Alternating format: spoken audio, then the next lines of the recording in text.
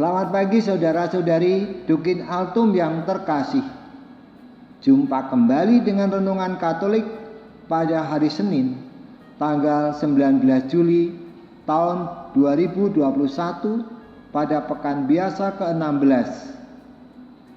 Hari ini kita akan bersama-sama membaca dan merenungkan sabda Tuhan dari Injil Suci menurut Santo Matius bab 12 ayat 38 sampai dengan 42. Namun marilah kita sebelumnya berdoa.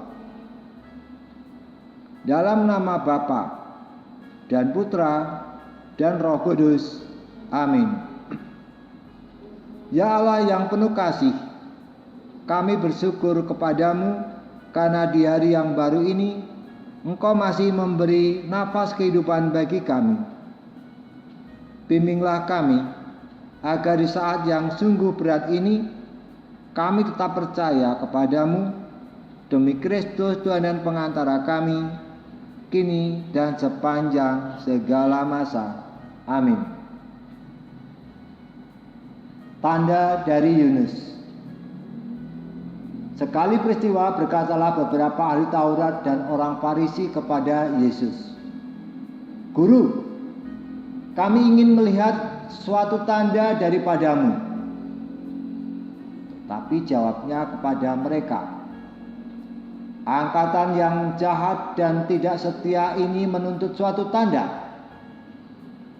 Tapi kepada mereka tidak akan diberikan tanda selain tanda Nabi Yunus.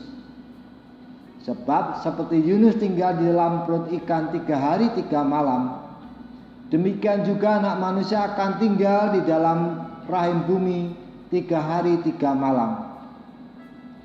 Pada waktu penghakiman, orang-orang Niniwe akan bangkit bersama angkatan ini dan menghukumnya juga. Sebab orang-orang Niniwe itu bertobat setelah mendengar pemberitaan Yunus, dan sesungguhnya yang ada di sini lebih daripada Yunus." Pada waktu penghakiman, ratu dari selatan itu akan bangkit bersama angkatan ini dan ia akan menghukumnya juga. Sebab ratu ini datang dari ujung bumi untuk mendengar hikmat Salomo, dan sesungguhnya yang ada di sini lebih daripada Salomo. Demikianlah sabda Tuhan.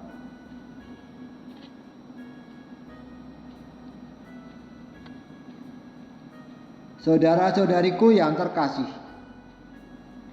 Injil hari ini mengisahkan bahwa orang-orang Farisi dan ahli Taurat meminta tanda pada Yesus, sehingga Yesus berani mengajar pada orang-orang Yahudi. Mengapa demikian?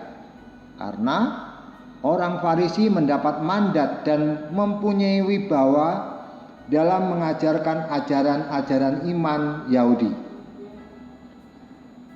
Orang Farisi juga mempunyai hak dan wewenang untuk menyampaikan yang berhubungan dengan aturan dan kebijakan hidup bagi orang-orang Yahudi, sehingga mereka tidak terima Yesus mengajar orang-orang Yahudi.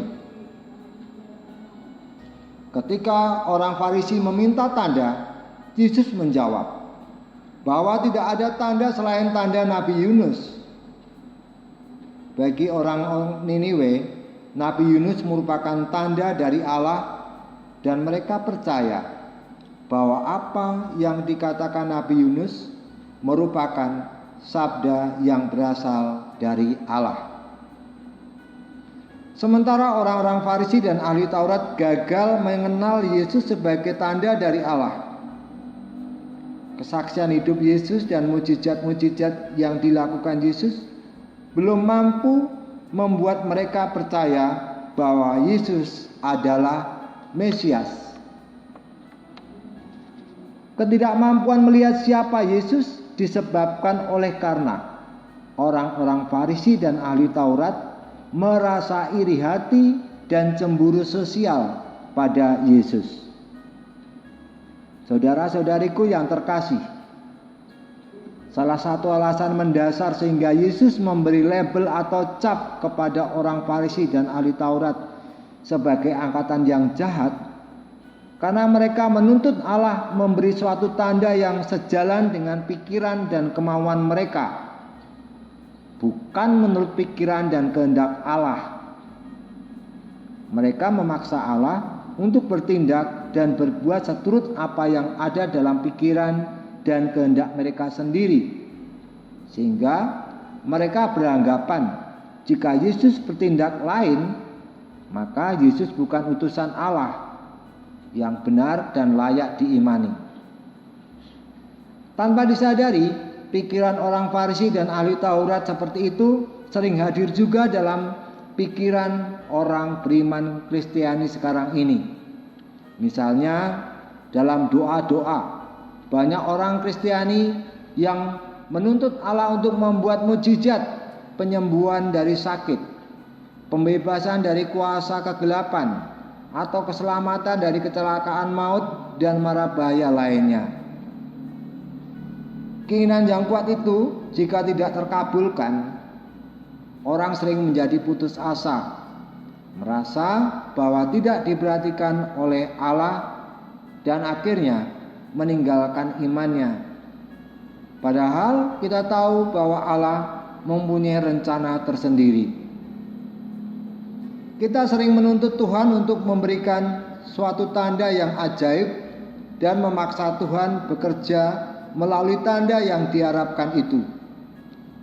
Saudara-saudariku yang terkasih, Tuhan tidak layak dipaksa dalam bingkai pikiran dan kehendak manusiawi semata. Tuhan dapat hadir dan bekerja melalui sesuatu yang berbeda, jauh dari pikiran dan kehendak kita. Tugas kita adalah memiliki mata iman yang bersih agar sanggup melihat tanda-tanda kehadiran Tuhan dalam setiap hidup kita. Seringkali kita juga tidak melihat kehadiran Allah dalam hidup kita karena kita terlalu sibuk dengan rutinitas keseharian hidup kita sendiri, sehingga semuanya nampak biasa-biasa saja. Padahal Tuhan selalu hadir dan bekerja dalam hidup kita. Orang-orang Niniwe mengenal Yunus sebagai utusan Allah. Ratu Seba juga mengenal kebijaksanaan Allah dalam diri Salomo. Namun orang-orang Farisi dan ahli Taurat gagal mengenal Yesus, karena itu pada akhir zaman mereka akan dihukum karena tidak mengimani Allah. Saudara-saudariku yang terkasih, hanya hati yang terbuka untuk dapat merasakan kehadiran Allah. Maka marilah kita membuka hati kita untuk merasakan kehadiran Allah, terlebih di masa kita dilanda wabah pandemi COVID-19 saat ini. Semoga kurban salib Yesus membebaskan kita dan menyelamatkan kita semua. Amin. Marilah kita berdoa. Ya Tuhan, kami akan berusaha untuk tidak minta tanda-tanda dari-Mu. Buatlah kami sadar dan percaya bahwa Engkau sungguh-sungguh menyertai hidup kami. Kami persembahkan hidup kami beserta seluruh anggota keluarga kami, karena kami yakin dan percaya bahwa Engkau mempunyai rencana indah dalam hidup kami. Amin. Dalam nama Bapa dan Putra dan Roh Kudus. Amin.